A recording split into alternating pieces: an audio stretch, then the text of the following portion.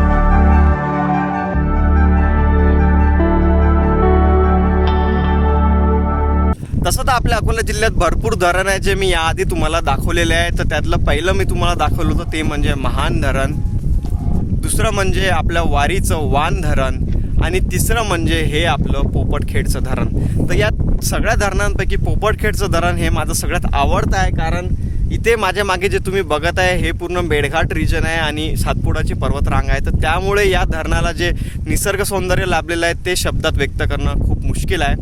तर पोपटखेड हे एक छोटंसं गाव आहे आपल्या अकोला जिल्ह्यात। अकोल्यावरून 72 किलोमीटर आणि अकोटवरून ते येतं 16 किलोमीटर। तर तुम्ही तुमच्या कुठल्याही टू व्हीलर किंवा फोर व्हीलर बाईकने इथे इझिली येऊ शकता। वन डे ट्रिपसाठी हा एक बेस्ट स्पॉट आपण म्हणू शकतो। मित्रांसोबत किंवा फॅमिलीसोबत येऊन तुम्ही इथे एन्जॉय करू शकता आणि इथल्या या व्ह्यूचा आनंद घेऊ शकता।